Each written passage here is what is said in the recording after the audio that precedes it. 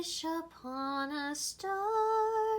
Makes no difference who you are. Anyone you'd like to hear will come to you. Welcome to Atlantis.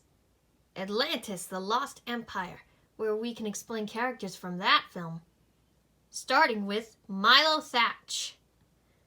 32-year-old Milo Thatch has one goal in life, to prove that Atlantis exists and return it to its former glory.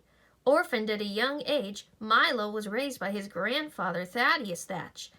Milo graduated from high school at 11 years old and was invited to attend several universities, including Princeton, Harvard, and Yale. He turned them all down in favor of attending Oxford University. In spite of wishing to be an athlete, Milo shows more skill in languages and antiquities. These skills come in handy when an expedition gone awry lands Milo in the very place he's been seeking. Milo ultimately decides to stay in Atlantis. He falls in love with and marries the kingdom's princess and is named king. Did you know that? Milo is not a fan of carrots and is the 11th king of Atlantis. Now you know. This is Audrey Ramirez. Tough as nails, Audrey has what her father, master mechanic Manuel Ramirez, refers to as the touch. She can pick any lock and fix any machine she encounters. By 18 months, she could disassemble and reassemble any clock in her house, and by 4 years old, she could repair a motorcycle on her own.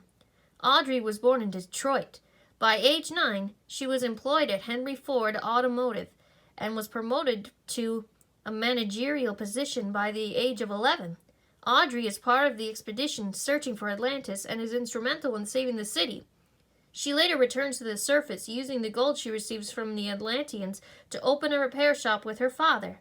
Here is Lyle Tiberius Rourke. Cunning with an incredibly analytical mind, Rourke has shown a talent for leadership, and it's no wonder Rourke is simultaneously practical and able to manipulate people into his way of thinking. But beneath his calm demeanor, Rourke is consumed by greed. His goal is to harness the heart of Atlantis to make himself rich. Rourke was expelled from boarding school for fighting and joined the military at the age of 15. The ruthless commander has no problem hurting or threatening people to get his way. As a result, he nearly always gets what he wants. Rourke gets more than he bargained for with Milo, who finally bests the bully. Right here we have Princess Kida, the daughter of King Kashikim Nadak. Kida is a warrior princess and fiercely protective of her city. Thousands of years ago, she would not have hesitated to use her combat skills against anyone who trespassed on Atlantean soil, but the years have mellowed Kida, and she has grown curious about the history of her home. Now the inquisitive Kida is more open to visitors, especially if they can help her unlock the secrets of Atlantis. It is this curiosity that allows her to like, and eventually fall in love with Milo Thatch. Like all Atlanteans, Kida has white hair and dark skin. She also has several blue tattoos. Kida wears a crystal around her neck that allows her to live an extraordinarily long life. Did you know that? Kida's full name is Kida Gakash. And although Kida appears to be in her early 20s, she is actually over 4,000 years old. Now you know. This is Vincenzo Santorini. Vinny is the demolitions expert on the Atlantis expedition team. Raised in Palermo, Italy, Vinny has had a love for explosives ever since the Chinese laundry next to his family's flower shop blew up. He enjoys creating new explosives, often involving ingredients such as oregano and chili powder, as he feels they make a nice boom.